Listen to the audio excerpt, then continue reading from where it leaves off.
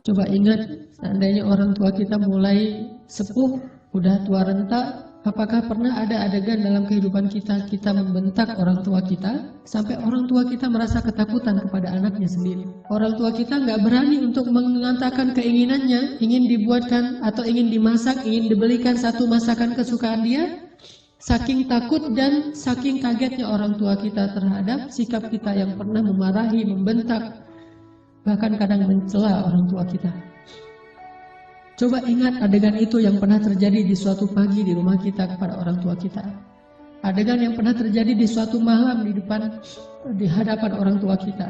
Bahkan kadang kita pernah memarahi orang tua kita sampai dia malu di hadapan orang banyak, di hadapan saudara-saudara kita, di hadapan saudara-saudaranya, di hadapan orang banyak yang dia tidak kenal, mungkin di jalan, mungkin di pasar, mungkin di mall, mungkin dimanapun. Karena kita kecewa kepada orang tua kita, lalu kita marahi orang tua kita habis-habisan di depan orang banyak.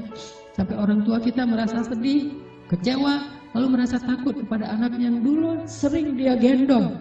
Anak yang dulu dikecup keningnya, tetapi ketika anak ini merasa sudah mampu, sudah punya segalanya dan orang tuanya dalam keadaan lemah, dengan sombong dia membentak orang tuanya. Dengan sombong dia memarahi orang tuanya, tanpa pernah peduli dan tidak pernah lagi ingat bagaimana dulu dia diperlakukan oleh ayah ibunya.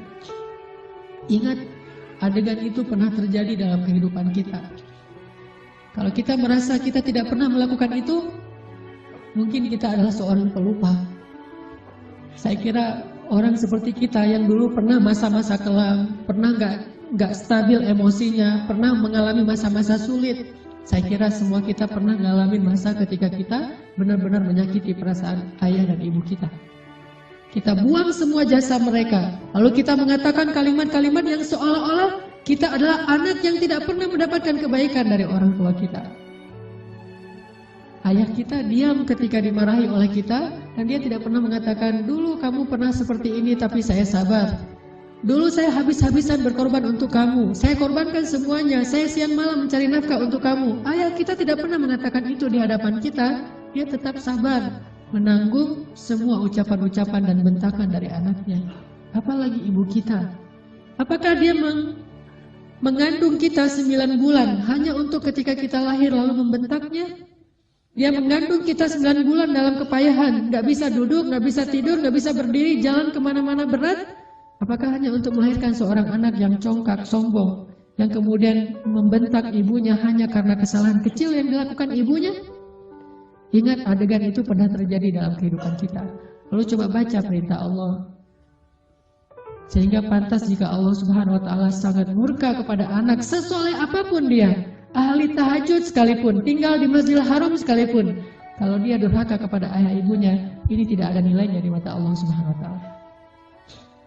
إما يبلغن عندك الكبر أحدهما أو كلاهما فلا تقل لهما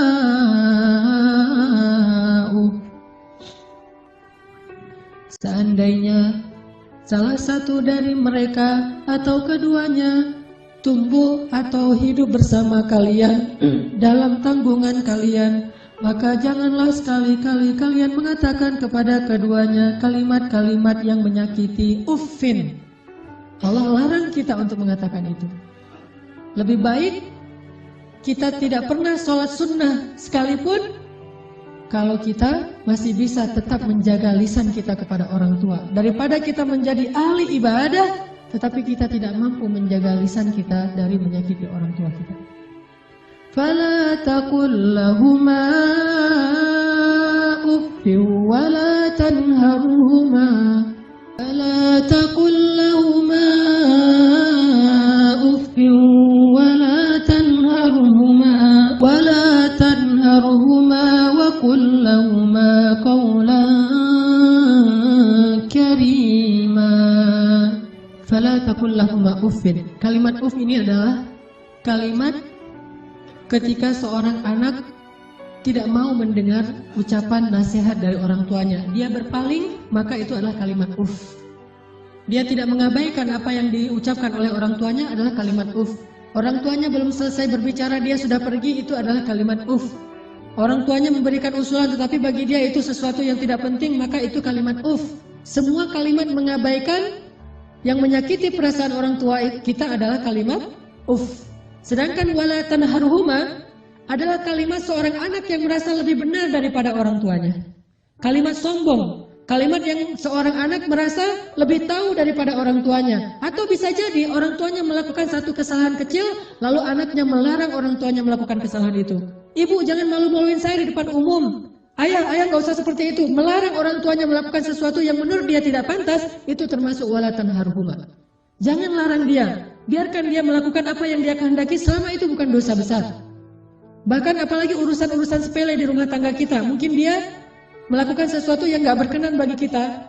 Katakanlah misalnya dia memakai baju yang menurut kita tidak selalu pantas. Katakanlah dia beradab dengan adab yang tidak terlalu kita senangi. Jangan larang dia, tetapi ajaklah dia bicara yang baik-baik.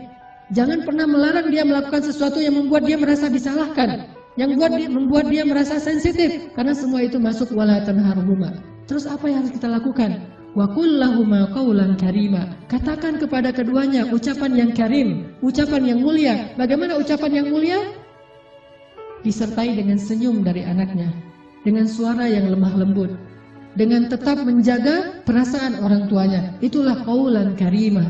Tapi kalau kita mengucapkan kalimat yang paling benar sekalipun, bahkan tentang perintah Allah sekalipun, kita bilang kepada orang tua kita, atau kita larang orang tua kita dari berbuat satu kesalahan. Misalnya ibu kita membicarakan tentang orang lain, dia menggibah karena dia tidak paham bahwa itu dosa. Dia menggibah, dia tidak pernah ngaji seperti kita, karena nggak punya waktu sebanyak kita, dia sibuk mengurus kita.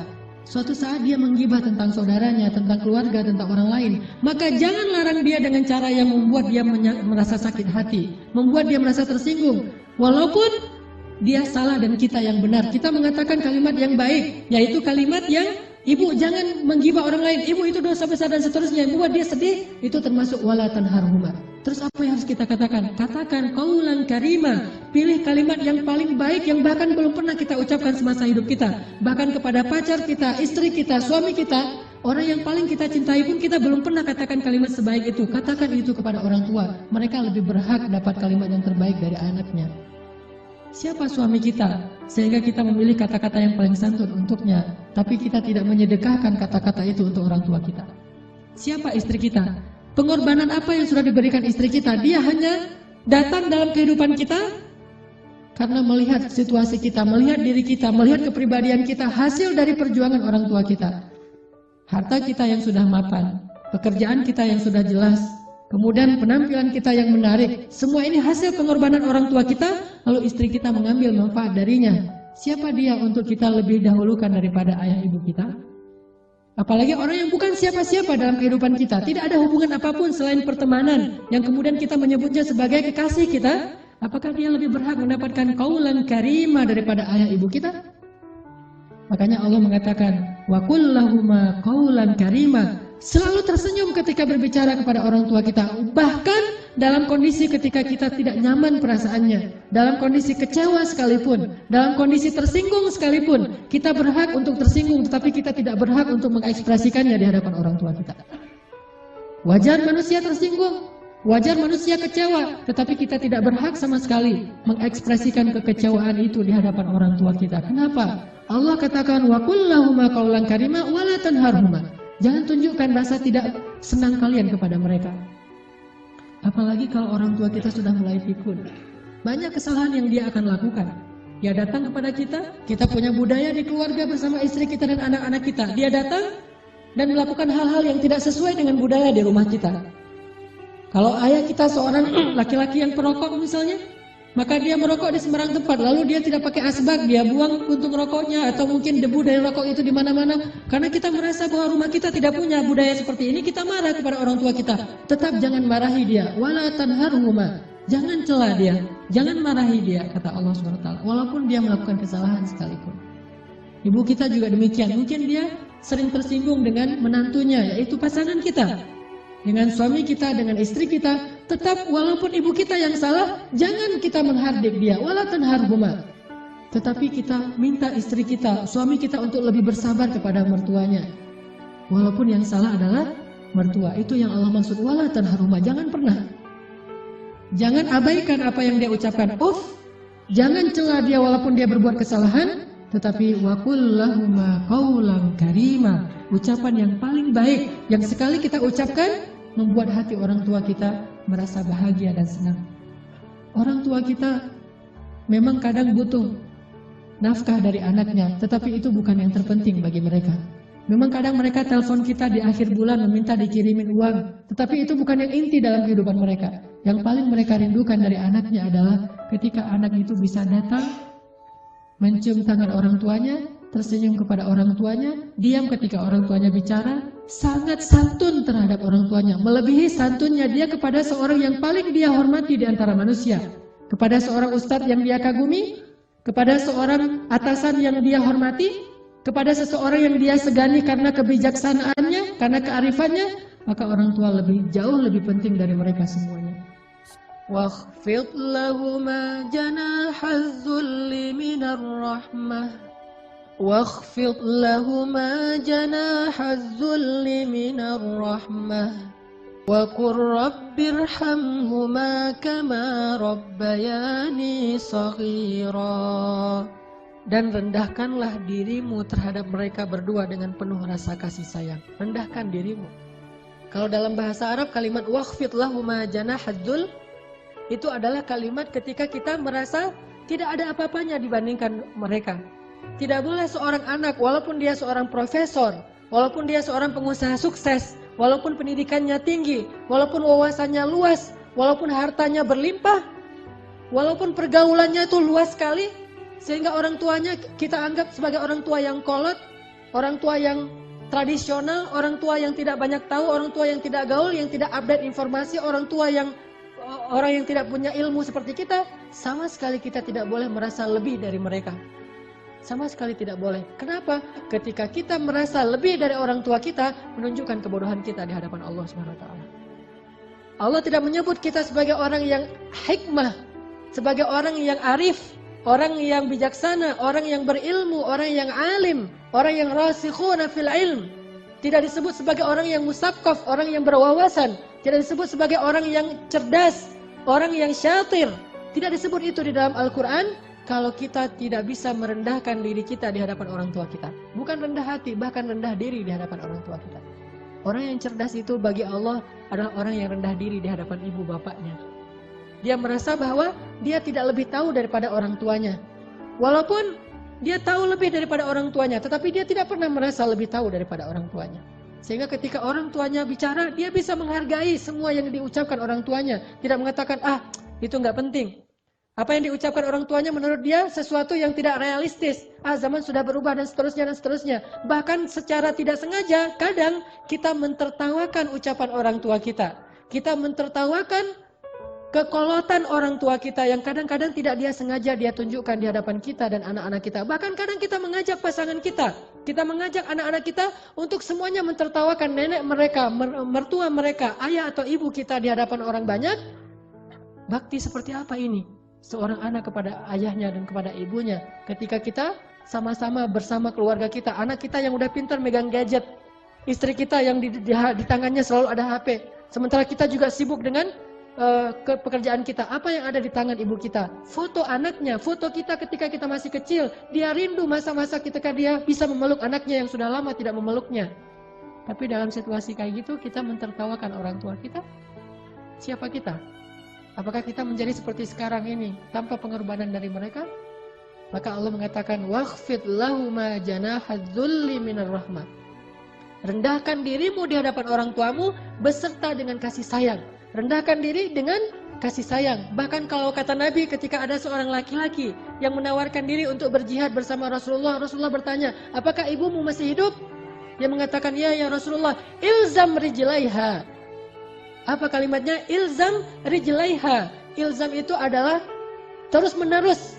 Rijlai artinya dua kaki, ha adalah perempuan. Maka terus meneruslah kamu seolah-olah berbakti kepada ibumu dengan kalimat terus meneruslah kamu mencium kaki orang tuamu atau ibumu. Disuruh cium kaki ibu kita oleh Rasulullah, ilzam rijlaiha, karena sesungguhnya di bawah kaki ibu kita, saking rendahnya surga di mata Allah dibandingkan seorang ibu, ternyata surga itu di bawah telapak kaki ibu. Ilzam rijlaiha kata Rasul, bukan berjihad, Bagi kamu, khusus bagi sahabat ini tidak berlaku bagi yang lain, tetapi ini pelajaran tetap sunnah Nabi, bukan jihad yang terpenting bagi dia, karena dia belum baik kepada ibunya. Bukan berdakwah kepada banyak manusia yang terpenting bagi dia amalannya, bukan tahajud, bukan ibadah, bukan ke masjid setiap 5 waktu dalam sehari, tetapi amalan yang paling penting bagi laki-laki ini adalah ilzam rijlai ummika. Maka ilzamlah, tunduklah kamu, dan selalulah kamu berada di kaki ibumu, selalulah kamu berada di kaki ibumu. Gak pantas bahkan seorang anak dengan kesombongan dia duduk di atas, ibunya di bawah. Atau setidaknya dia berduduk sama rata dengan ibunya. Anak yang paling cerdas, yang paling arif, yang paling dicintai Allah itu justru dia selalu duduk di bawah kaki ibunya. Dia manja kepada ibunya, dia memijit-mijit kaki ibunya yang mungkin dulu di masa yang dia masih kecil lelah. Bukan lelah sekarang, apa sih ibu mah kerjaan dari pagi tidur aja. Mungkin sekarang dia tidak lelah karena dia sudah tidak banyak pekerjaan, tetapi dia pernah sangat-sangat lelah ketika membesarkan kita. Maka kalau dulu kita tidak pernah memijit kakinya, sekarang kita balas. Kita mijit-mijit kaki ibu kita. Kita tanya ibu-ibu mau dipijit di bagian mana, di pundak atau di kaki atau di lengan. Pasti dia akan mengatakan tidak usah, tidak usah. Kalaupun dia meminta, maka kita berbahagia karena ibu kita menunjukkan apa yang harus kita lakukan. Sampai seorang salafus salih, ketika ibunya meninggal, dia menangis. Orang bertanya, ya Syekh, kenapa Anda menangis? Bukankah ibu Anda ini meninggal dalam keadaan baik, dia orang yang solehah dan seterusnya, dan semuanya juga akan kembali kepada Allah, kenapa Anda menangis? Apa kata salafus salih ini? Saya menangis karena saya tahu bahwa mulai hari ini, pintu surga itu telah tertutup untuk saya. Sejak ibu saya meninggal, berarti pintu surga itu telah tertutup untuk saya. Maka berbahagialah teman-teman sekalian yang masih punya ayah dan ibu. Apalagi ketika ayah dan ibu itu sudah semakin dalam tanda kutip merepotkan kita. Maka justru saat itulah Allah Subhanahu wa Ta'ala memberikan kita pintu surga yang sangat lapang untuk kita masuki. Bersabarlah. Bersabarlah dalam menghadapi berbagai macam perangai mereka. Walaupun mereka menyakiti perasaan kita, jangan tunjukkan itu di hadapan mereka. Waqfid janahak. Tundukkan diri kita. Kalau perlu cium kaki orang tua kita. Terus terakhir Allah katakan, wa qur rabbir hamhuma kama rabbayani shaghira. Ya Allah, sayangilah kedua orang tua saya sebagaimana mereka membesarkan saya sejak kecil. Sayangi mereka ya Allah. Itu kalimat yang paling besar yang bisa kita ucapkan untuk orang tua kita ketika mereka tidak bersama kita. Baik mereka masih hidup atau sudah wafat sekalipun. Katakan itu selalu di dalam doa kita. Baik ketika sujud atau di luar sujud, di luar sholat. Wa qur rabbirhamhuma kama rabbayani shaghira. Datangi orang tua kita. Kalau tidak ada orang tua, mertua kita, karena itu juga orang tua kita, minta maaf kepada mereka, minta ampun kepada mereka. Mudah-mudahan keridhaan mereka akan menurunkan keridhaan Allah dan rahmat kepada kita.